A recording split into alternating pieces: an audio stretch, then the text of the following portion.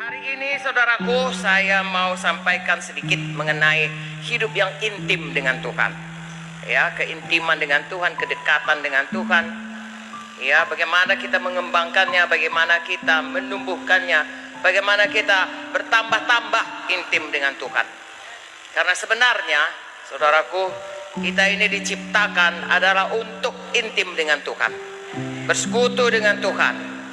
Kita diciptakan segambar dengan Tuhan supaya Tuhan bisa bersekutu dengan kita. Ya, kalau buku Yohanes 4 berkata Allah itu roh adanya, dan kita juga punya roh. Roh kita bisa bersekutu dengan Tuhan, saudaraku. Dan itu sangat membawa kita kepada satu kepuasan yang sejati. Ya, hidup bersekutu dengan Tuhan. Dan memang untuk itulah kita diciptakan. Amin, saudaraku.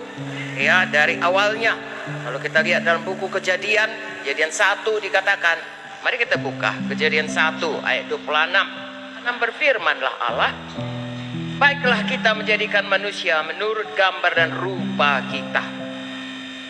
Amin. Jadi kita diciptakan segambar dengan Tuhan, supaya mereka berkuasa atas ikan-ikan di laut, burung-burung di udara, atas ternak, atas seluruh bumi, atas segala binatang melata yang merayap di bumi. Maka Allah menciptakan manusia itu menurut gambarnya.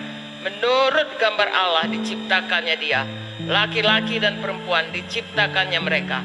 Allah memberkati mereka lalu berfirman kepada mereka, beranak cuculah, bertambah banyak, penuhilah bumi dan taklukkanlah itu, berkuasalah atas ikan-ikan di laut, burung-burung di udara, segala binatang yang merayap di bumi, dan seterusnya dan seterusnya. Tuhan mau kita, saudaraku, ya, diciptakannya segambar dengan Dia dan berkuasa. Dia adalah Maha Kuasa, amin. Dan Tuhan tempatkan kita di bumi di mana kita juga berkuasa. Tetapi singkat cerita, saudaraku, itu semuanya ya digagalkan ya atau dirusak oleh manusia oleh karena dosa. Kalau bersekutu kita saja sekarang, saudaraku, kalau kita ya bersekutu satu dengan yang lain adalah kerinduan hati kita. Kalau kita satu dengan yang lain itu saling percaya dan saling memegang janji. Sejarah manusia ini, saudaraku, kita akan melihat bagaimana Tuhan yang memulai selalu, supaya kita kembali kepadanya, supaya kita intim dengan Dia, supaya kita bisa bersekutu, supaya kita kembali kepada kehendaknya semula, menciptakan kita segambar dengan Dia, hidup berkuasa, hidup dekat dengan Dia, hidup yang mengenal Dia dan hidup yang dikenal olehnya, hidup yang kekal selama-lamanya.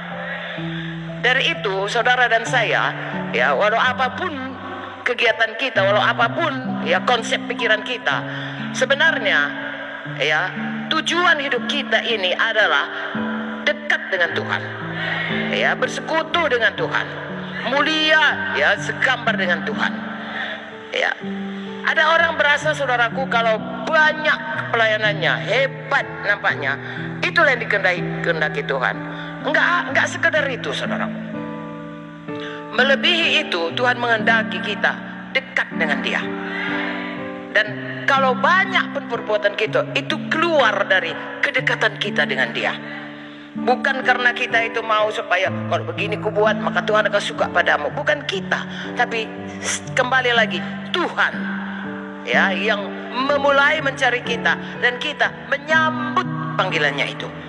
Lalu terjadilah satu ya hidup yang betul-betul dekat dengan Tuhan, seturut dengan kehendak Tuhan, dan kita akan menikmati hidup demikian, mempermuliakan Tuhan, dan sepanjang hidup kita, saudaraku, selalu dekat dengan Tuhan. Amin. Oke. Dan dalam hal ini saudara lihat, Tuhan yang maksud Tuhan dari semula adalah supaya kita intim. Tuhan yang memulainya, bagian kita adalah menyambutnya. Dalam hal itu tidak sama, temui pola kita masing-masing. Satu lagi faktor yang kita harus perhatikan, untuk bisa intim itu diperlukan ketekunan. Ya, itu bukan sesuatu yang sambil lalu, ya, atau salah satu dari kegiatan kita. Tidak, perlu ketekunan. Amin. Dari Alkitab kita melihat orang yang betul-betul tekun mencari Tuhan, dia akan bertemu. Hingga hari lepas hari, ya, seperti saya katakan tadi, gak akan mungkin saya bisa ceritakan kepada saudara. Tapi kalau kita mencarinya, semua kita bisa mendapatnya. Amin. Ya, jadi bertekun. Karena firman Tuhan menunjukkan kepada kita, kalau kita bertekun pasti dapat. Amin. Kita lihat dulu dari Lukas 18. Ini seorang hakim yang kejam. Kata Tuhan, sama-sama. Kata Tuhan, camkanlah apa yang dikatakan hakim yang lalim itu. Tidakkah Allah akan membenarkan orang pilihannya yang siang malam berseru padanya? Dan adakah ia mengulur-ngulur waktu sebelum menolong mereka? Aku berkata kepadamu, ia akan membenarkan mereka. Akan tapi jika anak manusia itu datang, adakah ia mendapati iman di bumi? Perhatikan di sini. Ini janda ini datang untuk dibela haknya. Betul? Ada perkaranya, lalu dibela haknya. Jadi kalau untuk dibela hak hanya minta pertolongan pun, Tuhan datang dengan segera.